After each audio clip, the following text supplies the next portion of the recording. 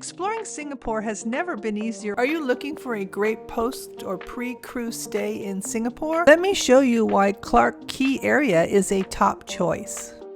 Hi, it's Bonnie from Voyage Cruise Travel, and after disembarking my fabulous trip on the Anthem of the Seas, I stayed at the Clarke Quay Holiday Inn Express for 2 nights. And as a solo traveler, I found the Clarke Quay area incredibly safe and easy to explore. I have done many cruises, over 47, and this video will focus more on my extended stay in Singapore, primarily at the Clarke Quay district. I'll take you along my MRT ride from the cruise port and highlight my stay at the Holiday Inn Clarke Quay, a budget-friendly hotel, and share an unforgettable Singapore river cruise, short walk away from the hotel. So whether you're planning a short stay in Singapore or looking for solo travel tips, this guide will help make your trip planning smooth. After disembarking from the Anthem of the Seas, I made my way to Singapore's MRT at the cruise terminal. And with my preloaded transit card that I had purchased the night before for about $10 through the cashier window, I navigated the system. This was a budget-friendly way to get around Singapore, and it's very efficient. So as far as luggage goes, there's plenty of room here. It looks pretty spacious, and they're pretty helpful.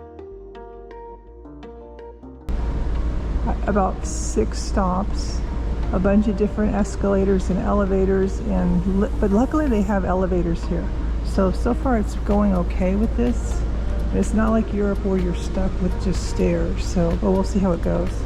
And I arrived at Clarke Quay. The walk to the hotel was pretty straightforward, taking about 10 to 15 minutes from the metro stop.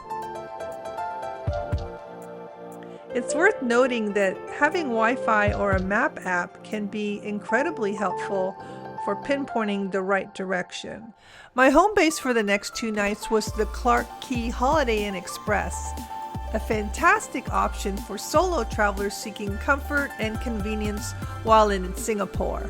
The hotel's location couldn't be better. It was just a short walk to Clarke Quay, Chinatown, and the MRT stations. This made it an easy way to explore the city's top attractions. The rooms are compact but thoroughly designed, with high ceilings that made them feel open and inviting. This is my room at the Holiday Inn.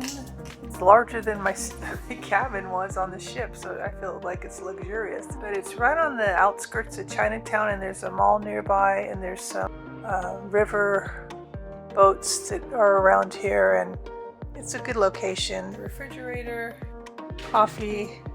They were nice. They gave me a map downstairs of all the things going on. They're big into Christmas right now. I'm missing it by a week, I guess. They have a whole show going on the 30th, so after Thanksgiving.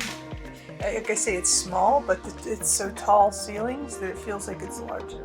I still have the whole afternoon. My view is not that great. It's like a construction view. Gives you an idea. I'm at the very front of the hotel. And I guess the mall is this way, she said, straight ahead, veering right. It's a nice city. It's very clean and organized, and people seem nice, and it doesn't seem overcrowded. It's a fun little machine in the lobby that they have. I didn't notice a microwave in my room, but maybe some rooms have them, I don't know. But they have a bar here during the daytime. I think it's open now, I'm not sure. And then they have another place right over there, the 2-hand. And that was really, I've had coffee there, and I had my rice bowl last night there. It's a nice, really nice setup. The friendly staff and seamless check-in made my stay stress-free, and the on-site coffee shop was the perfect spot for a quick bite to eat or coffee while I waited for my room. The rooftop pool was one of my favorite features. The stunning city skyline views and the cozy seating areas made it the ideal spot to unwind after a day of sightseeing. The complimentary breakfast far exceeded my expectations, with an impressive mix of local dishes and international favorites.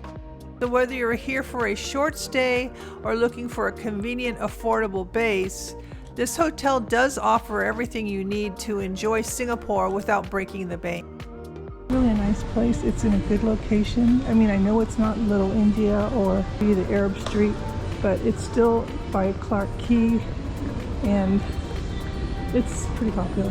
And that right there is the luggage holding. I just went on a tour, left my luggage here, and I'm gonna come back and claim it, but that's what that's about.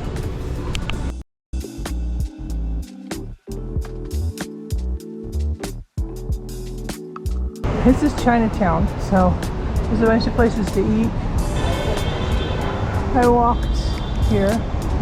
I don't know, it's on Havelock Square. And it's a big mall, and you have to walk upstairs, and there's a pedestrian bridge. And it's taking me to some food court or mall area. This is the China Point Mall, 6 levels. Lots of things here, a lot of restaurants.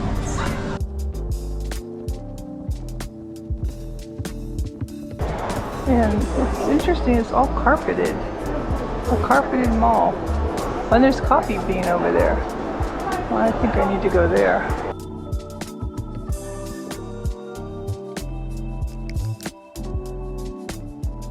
Everything is Christmas around here.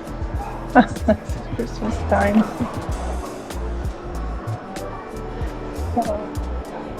This is an interesting place.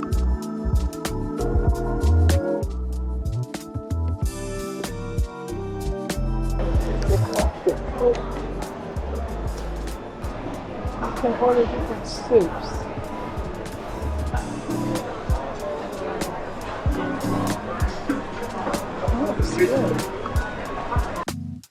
One of the things I loved as a solo traveler is how accessible Clarke Quay is. Whether you're on foot or taking public transportation, it's super easy to get around.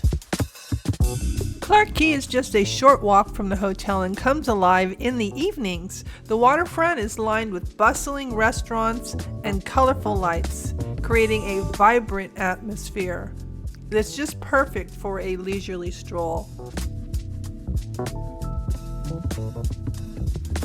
Like, it's a major bus stop, all kinds of things happening here.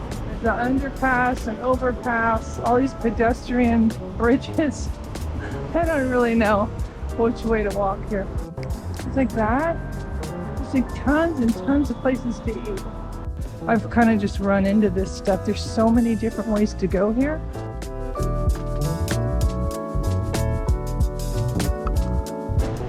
Merry Christmas, everyone. Everybody's out. It feels like summer, but we're in November. It's way nicer to be walking at this hour. Early morning, late night. But honestly, you can just go out and start walking, and you never get bored. My unexpected highlight of the trip was the Singapore River cruise. I happened to stumble upon that as I was walking around, and I saw the boarding area while exploring the Clarke Quay, and I decided to purchase a ticket and see what this was about. I saw a Cappadocia Turkish restaurant. I've seen that 3 times since I've left Cappadocia in different cities. Then here's French. Oh my gosh, there's another Turkish Lebanese restaurant. It's all over. Hi. Stop. How fun is this?